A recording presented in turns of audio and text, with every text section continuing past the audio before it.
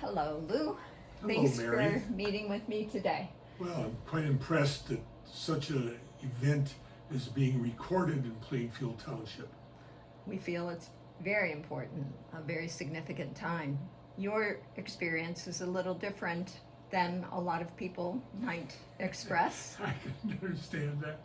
So why don't you tell us, first of all, your age, your date of birth, where Okay. you live. All right. I'm 88 years old, born in December 14th, 1937, and I'm living in Rock Hill condominiums on Plainfield Avenue and Plainfield Township. And I've been retired since 2003, and one of my retirement pursuits was to serve as a Catholic chaplain on Holland America Cruise Lines. And as of the date of COVID in 2020, March, I had probably been serving for 12 to 14 years. And so I'd been on many, many cruises. And this cruise represented my last cruise because of the COVID epidemic. But I had been serving as Catholic chaplain on this particular world cruise with Holland America, and we departed on January 4th on 2020, and it was supposed to be a world cruise ending theoretically and supposedly in May, so it was quite a lengthy 6-month cruise around the world. What was your point of departure? We left Fort Lauderdale on January 4th, 2020. And by March, probably about 15th, 16th, we were in Sydney, Australia. And we were supposed to go north into the Pacific Islands and then go into Japan and then go into Madagascar and then go into the 3 countries in Africa before going down to the west side of Australia itself. But around March 15th or 16th, we began to find out that the various ports were closing to us.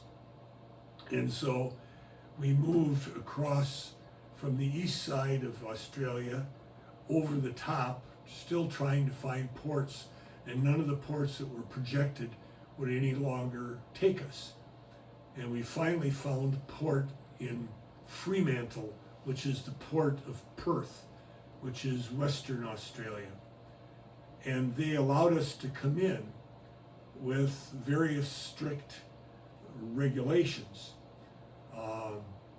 We were told to stay on the ship and not go into town at all.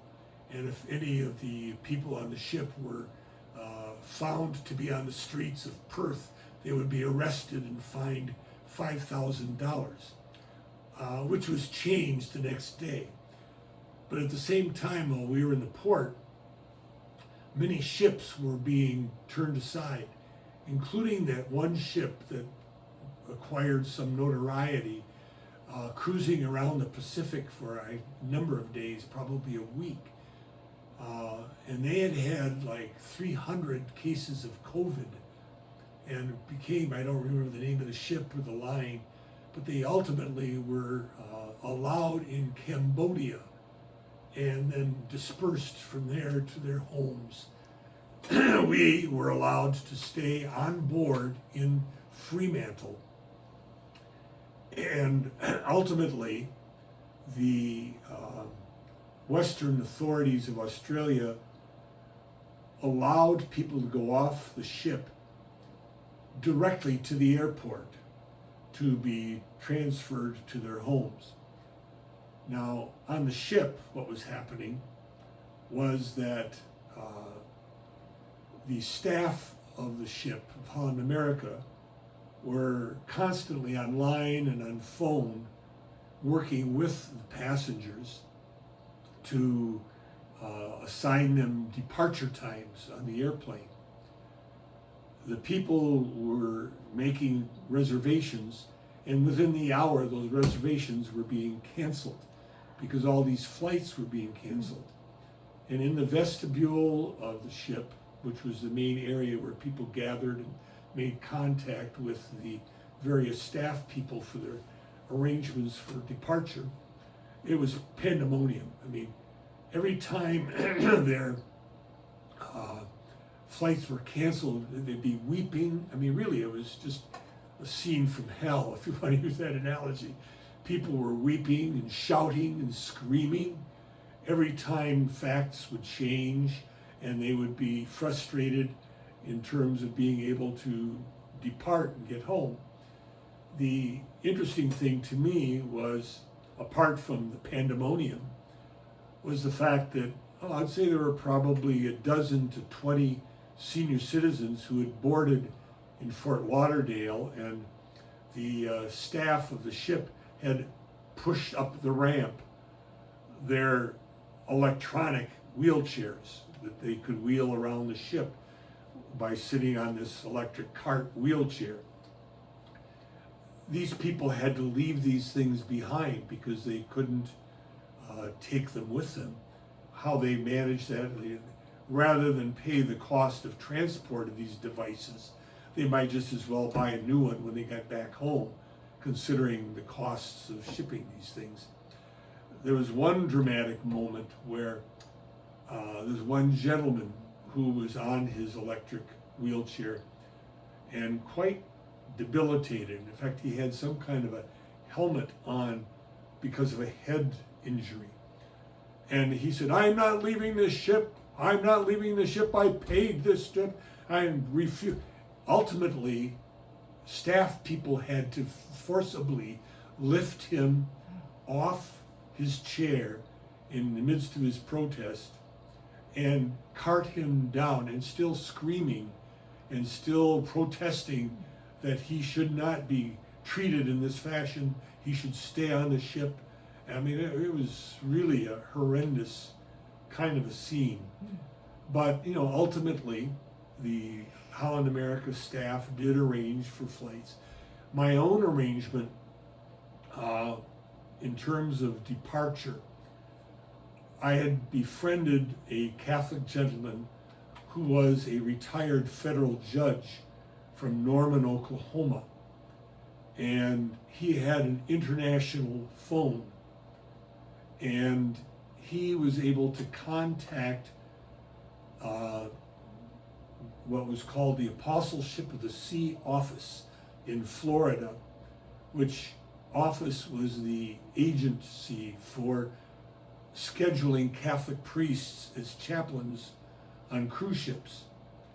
And they employed a regular travel agency in their service in helping priests make arrangements for travel to or from, because some of the cruises would end up in Europe or in other places, and travel arrangements were needed to come home if there was no continuity of another cruise.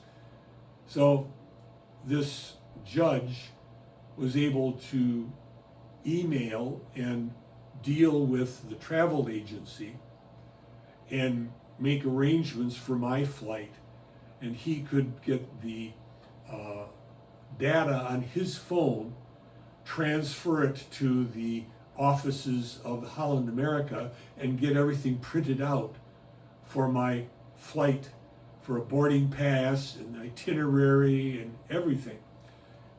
And so what happened was that he and his wife and another couple that were with them and I, because our flights were scheduled to leave at 5 a.m., we were permitted to go to a hotel. So I went with these two couples to a hotel in the evening. We dined, and we couldn't dine in the dining room because we were risky people. They could arrange for takeout from the restaurant of the hotel and deliver them to our rooms, and we could eat in our rooms. But because we had stood the risk of contamination by being on the ship, and we didn't really have any more than 4 or 5 cases on our ship, and they had to put them into isolation immediately. But that ship that went ultimately for better than a week trying to find a port had like 300 cases of COVID. So we were treated very delicately, but the province or the state of Western Australia really stiff-armed all cruise passengers and made sure that they did not have contact with the Australian population. And so we went to the hotel, and we had a shuttle from the hotel in the morning, very early, and took us to the airport, and I flew from Perth to Sydney, from Sydney directly to Dallas-Fort Worth, and Dallas-Fort Worth back to Grand Rapids. So we departed. The shutdown was March 20th in 2020 in Fremantle, which is the port of Perth, Australia. So that's kind of the account, but I leave some questions for you, Mary, if anything I've said that needs to be expanded or added to, or fortunately I did not get COVID until a later date in the fall, actually. And that would have been fear aspect of many people who were on the ship. Oh, it was. We didn't have enough information. There were lots of different ideas about what was taking place. Yeah, the uncertainty, the cancellations, the fear of COVID itself, you know. What were the ship's responsibilities that they exercised in order to maintain the calm of the people and any kind of medical services? Well, there was a full medical staff. They do that very well, and it's particularly on world cruises. The staffing might be a little bit less person staff than, let's say, on a shorter cruise. But they had like 4 or 5 medical personnel, doctors and nurses. And so anytime there was, fever, coughing, or whatever, they would put them into isolation because they were aware of the world epidemic. And I think the last time we were on land in Australia was a town called Townsville, which is north of Sydney in a bay. But that would have been like the last time that we had been exposed to the population. So I can't account for if any of the crew members or the entertainment people came down with COVID. Those would have been possible occasions for the infection with the entertainment people, the dancers, the musicians, the stand-up comedians, and the different crew people. Their contracts would end on different dates in different ports. So many times there would be new crew coming on in a major port because the contract of the previous people had come to a conclusion and they were headed home as well. So those would have been possible exposures to the virus as well. So I think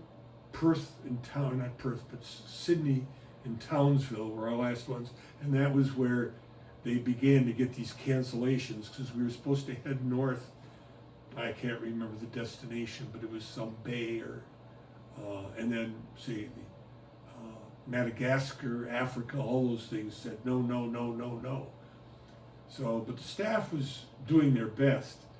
But I mean, you can't control all of the fear and anxiety and trauma of, I guess, predominantly senior citizens were the ones who were on the ship.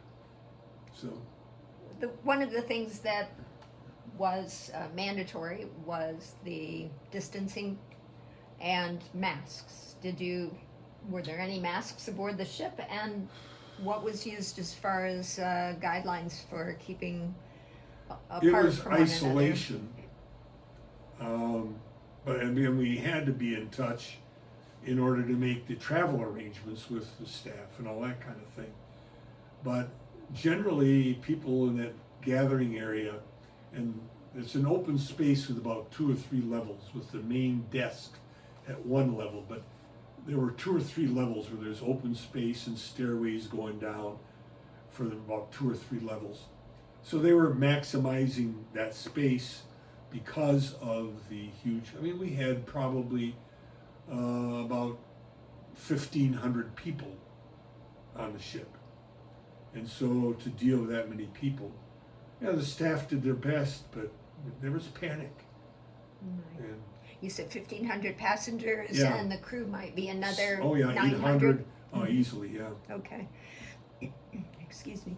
The ways in which you were the apostle, you were trying to bring peace to all that chaos. What, excuse me, in what way did Well, you see not yourself? really. I mean, in the midst of all of this pandemonium, I was really a standby, a stander by, because, I really couldn't contribute anything.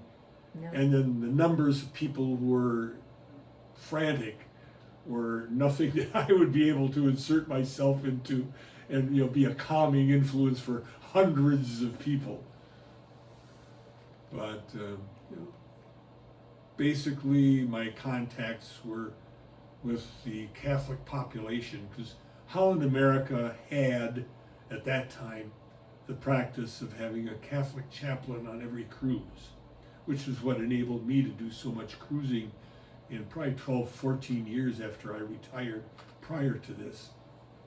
But my primary contact was with the Catholic population, or many times, after Mass, I would change out of my clerical garment and just wander the ship and talk to people and all that kind of thing. So I met many people, but it wasn't like people were seeking my counsel or solace in the midst of this. There was just too much going on, and too much uncertainty with the cancellation of ports and the knowledge that these ships were being turned away and what's going to happen to us and all this kind of thing. So it was really quite an experience of human behaviors in the midst of epidemic. I would say, Yeah. when you see different behavior than what's fathomable. Yeah. I think the other way in which I would look at this, if I were in your shoes, is the relationships that you had in the shortest time that you had become friendly with, people you dined with, people you joked around with, wherever your associations were through that time. Did you stay in touch with them until they departed? And then after the departure, did you stay in touch, and what were I you have seeing? stayed in touch with the lawyer and his wife. We email back and forth, not frequently, but intermittently.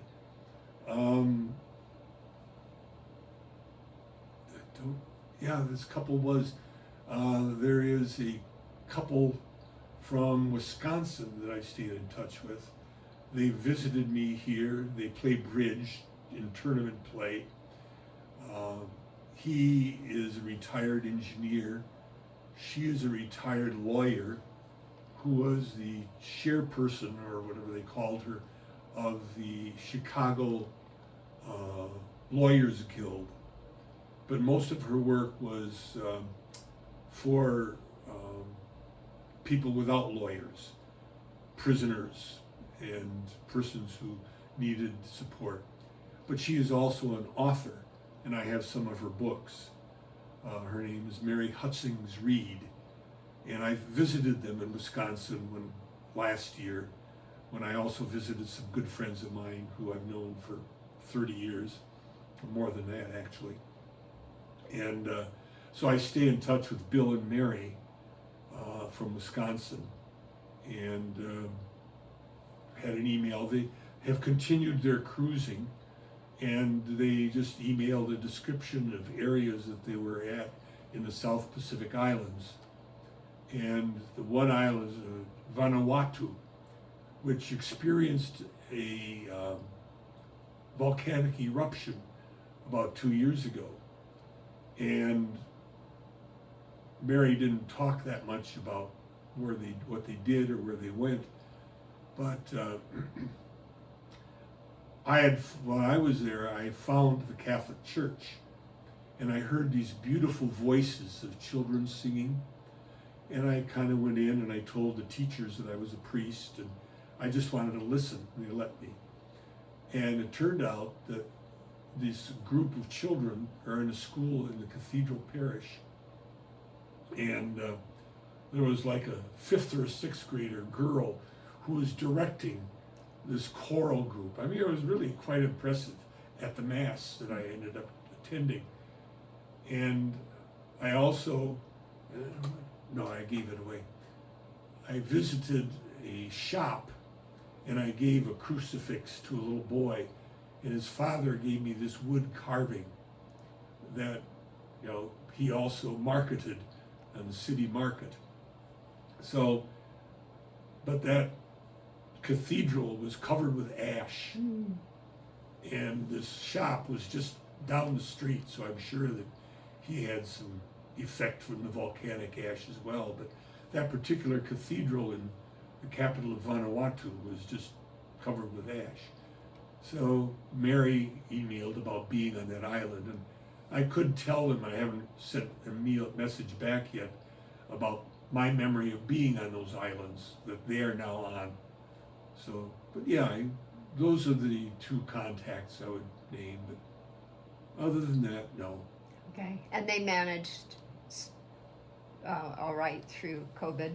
You stayed in touch to hear their stories yeah, but as I well. remember waving at them as I was going through the baggage check for my flight. They were like 2 aisles over checking their baggage.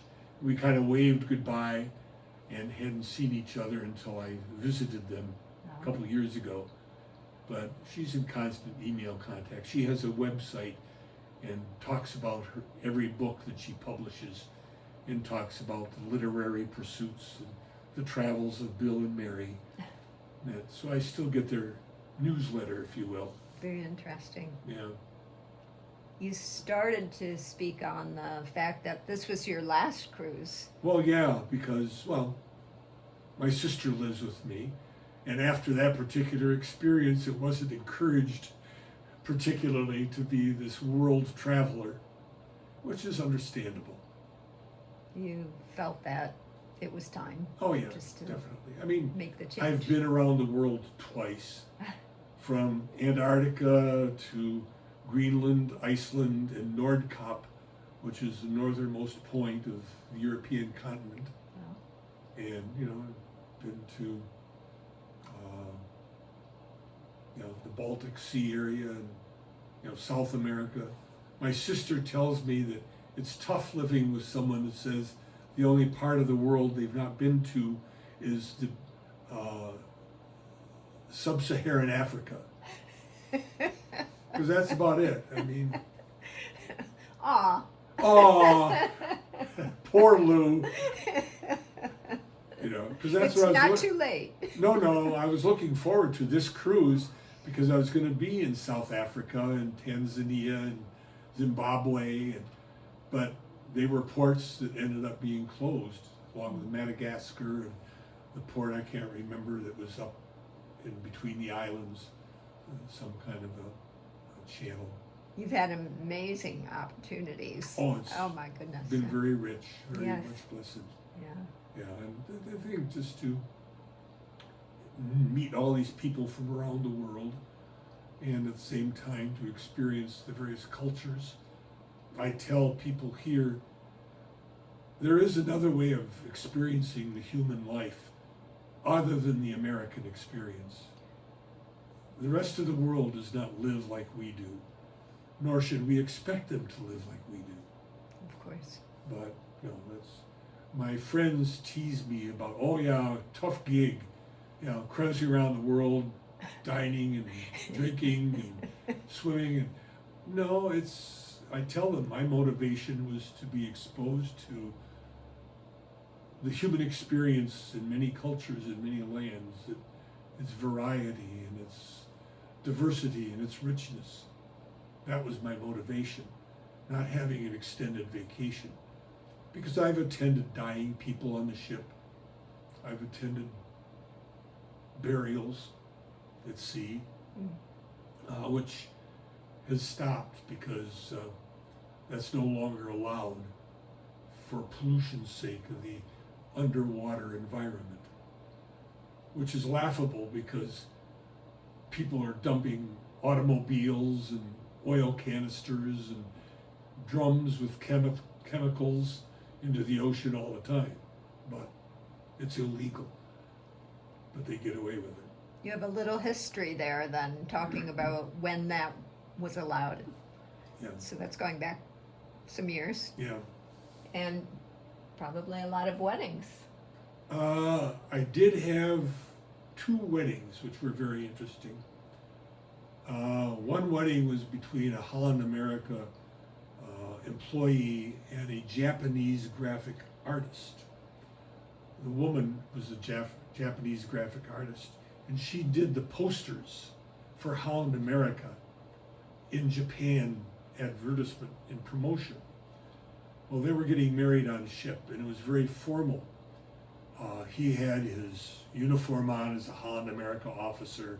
She had the wedding kimono. His parents had come from the Netherlands. Her parents had come from Japan.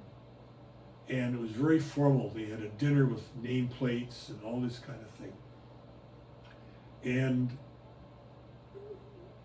the circumstance was that they were going to get married on the quay of Holland America, Half Moon Key.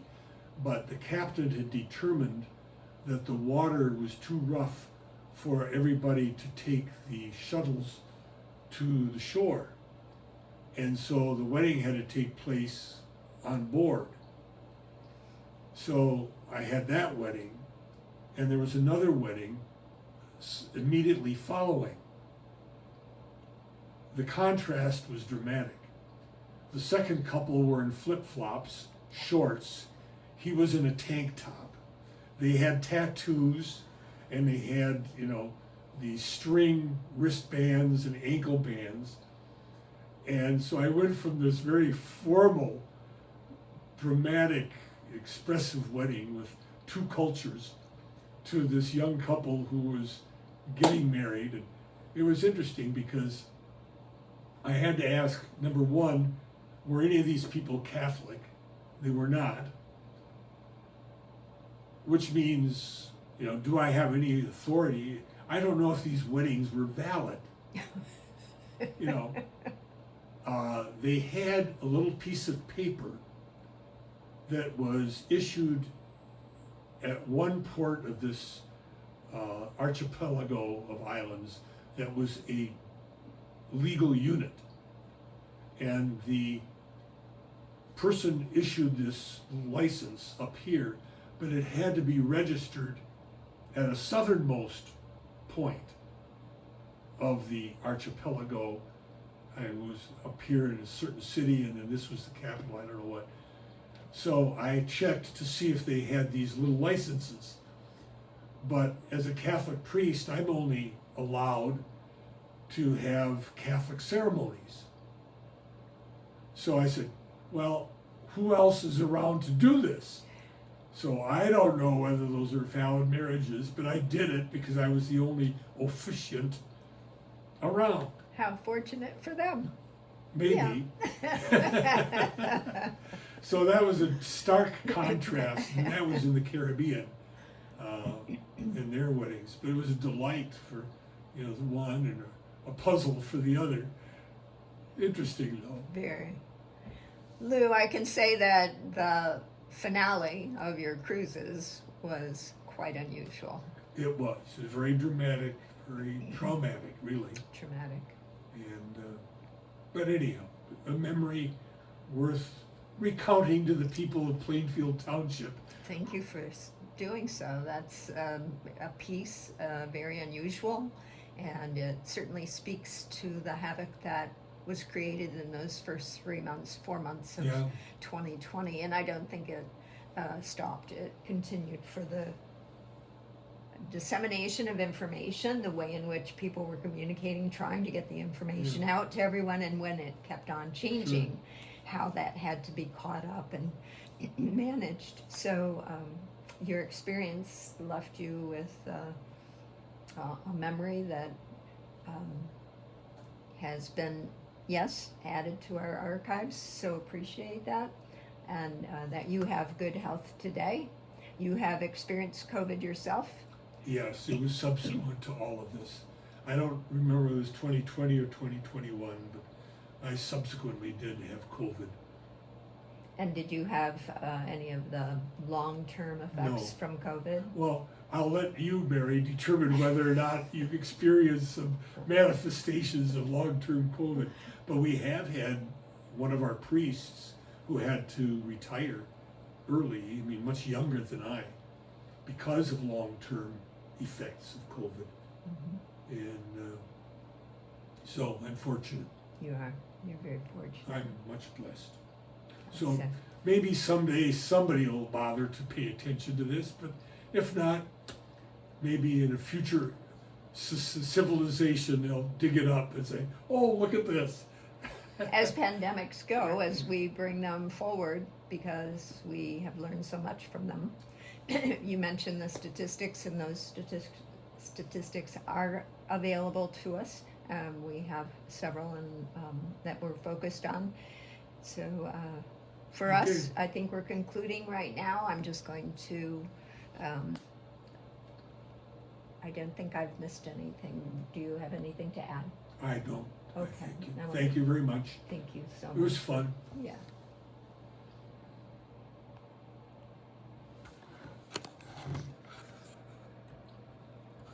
Did you